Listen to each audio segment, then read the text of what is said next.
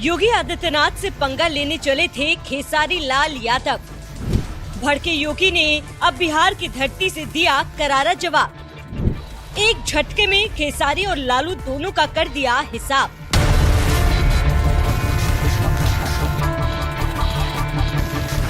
अयोध्या की पावन धरती पर भव्य राम मंदिर का निर्माण हो और उस भव्य मंदिर में राम लला विराजमान हो, इसके लिए लड़ाई लड़ने की जिम्मेदारी क्या सिर्फ बीजेपी की थी? क्या सिर्फ बीजेपी में ही हिंदू है? नहीं, बिल्कुल नहीं। लेकिन इसके बावजूद बात जब राम मंदिर आंदोलन की हो तो बीजेपी ने न सिर्फ इस आंदोलन में बढ़ चढ़ कर हिस्सा लिया, अपने हर चुनावी घोषणा पत्र में राम मंदिर निर्माण के एजेंडे को भी गर्व से शामिल किया। और 22 जनवरी साल 2024 को वो पावन दिन भी आ गया जब राम लला भव्य राम मंदिर में विराजमान हुए।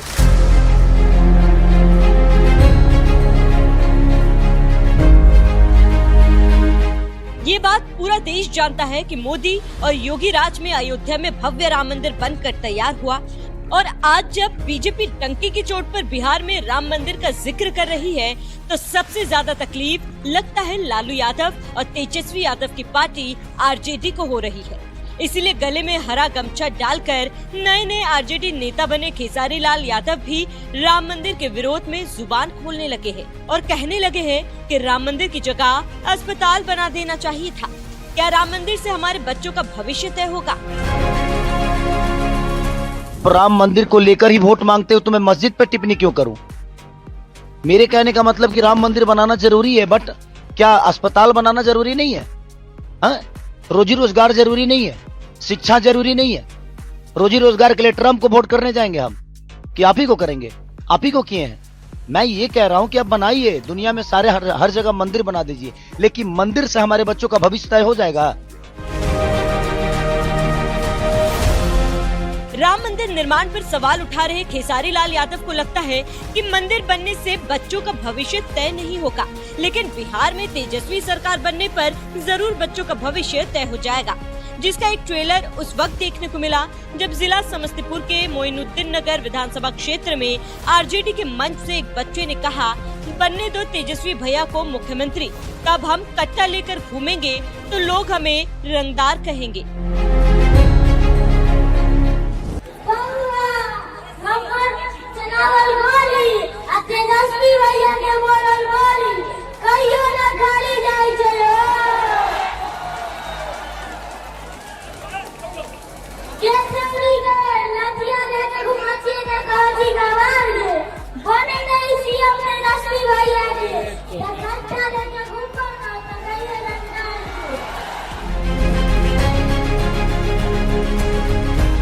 अयोध्या में बने भव्य राम मंदिर पर सवाल उठा रहे खेसारी लाल यादव पूछ रहे हैं कि क्या मंदिर बनाने से बच्चों का भविष्य तय हो जाएगा? तो उन्हें अपने नेता लालू यादव और तेजस्वी यादव से पूछना चाहिए कि बिहार की सत्ता में आने पर क्या इसी तरह से बच्चों का भविष्य तय होगा?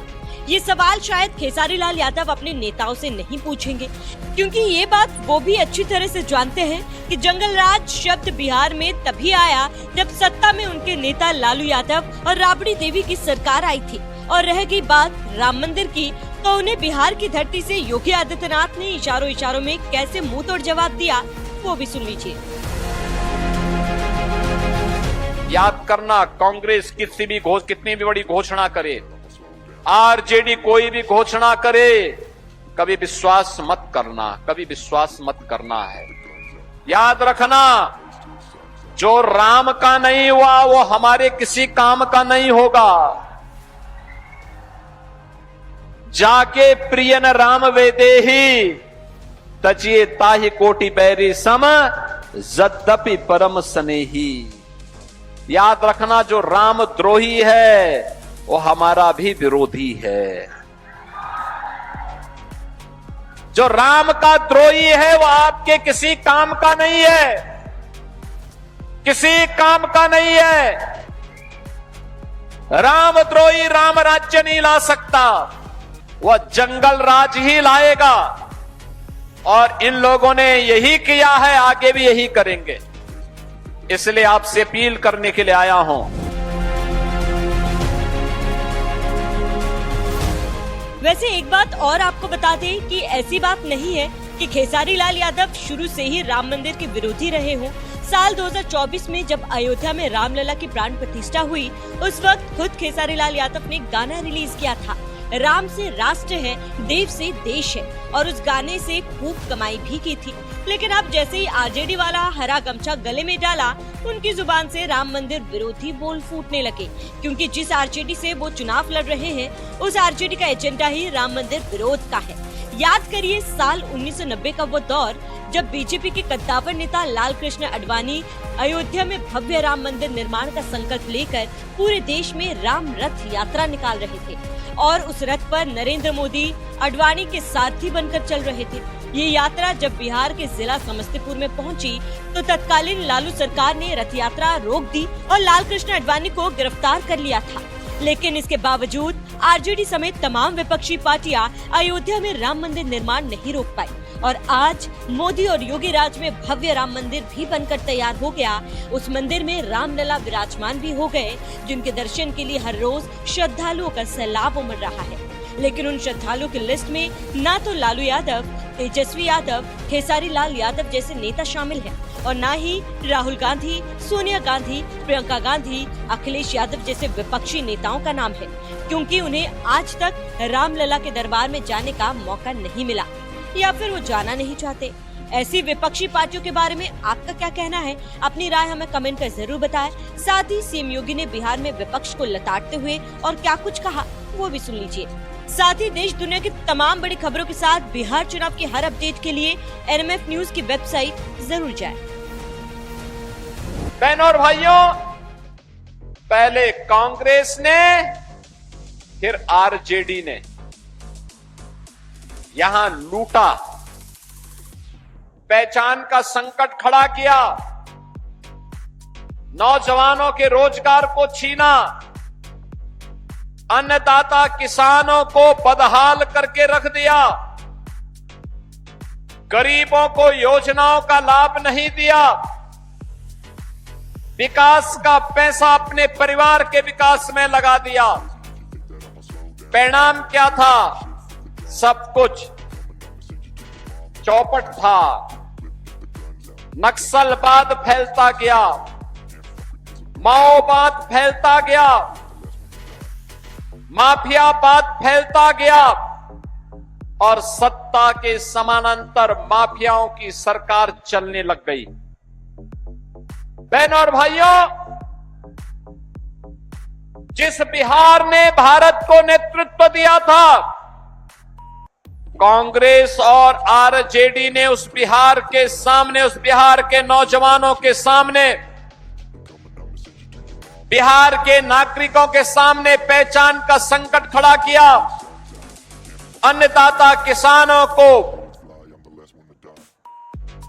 आत्महत्या करने के लिए मजबूर किया, बेटी और बहन के ऊपर सुरक्षा का संकट खड़ा किया, और जब भी कानून व्यवस्था खराब होती है तो युवा परेशान होता है रोजगार के लिए, बहन और बेटी सुरक्षा के लिए परेशान होती है, व्यापारी अपना व्यापार समेट करके पलायन करता है, बाहर का कोई निवेशक नहीं आता है, और परिणाम होता है विकास बाधित हो जाता है।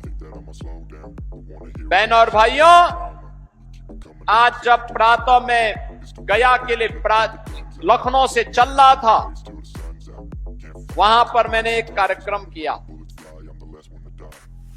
उत्तर प्रदेश में आरजेडी और कांग्रेस का एक पार्टनर है समाजवादी पार्टी।